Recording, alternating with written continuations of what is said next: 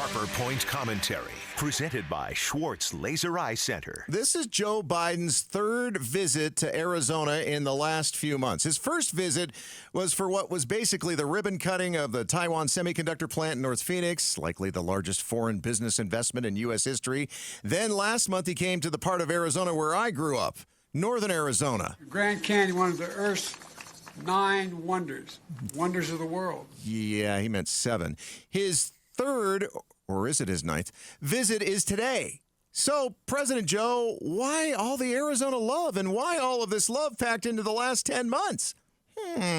Arizona political consultant Stan Barnes says it might have to do with something that's happening next year, a presidential election. He's here because everything's political, and Arizona is genuinely in play. We are the strategic top-tier target for his campaign. And that's why KTAR News senior political analyst Mike O'Neill says, this won't be the last time we see Joe Biden over the next 13 months or so. Yippee. But I have to ask, is it a massive honor to have a president visit, or does it just create massive inconvenience with all of our closed roads, freeways, and even a closed light rail? And does that create more Biden voters or create more anybody but Joe voters?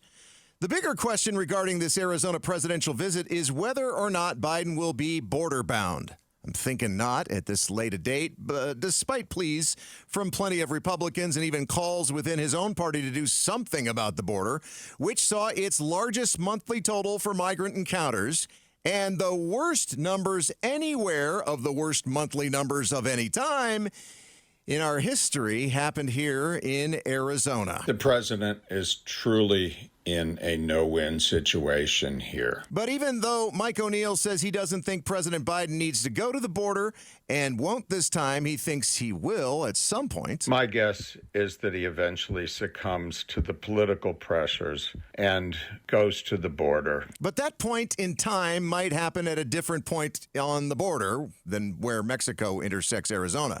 Based on presidential visits to disaster zones, heck, based on presidential visits to just good old normal urban Arizona makes me think that the president may just gum up the works at the border and keep Border Patrol from being able to do their job, having to step and fetch for photo ops and providing protection for the president. In other words, you know, like the roads and the freeways in the valley, things will just get shut down at the border. So do we really want the...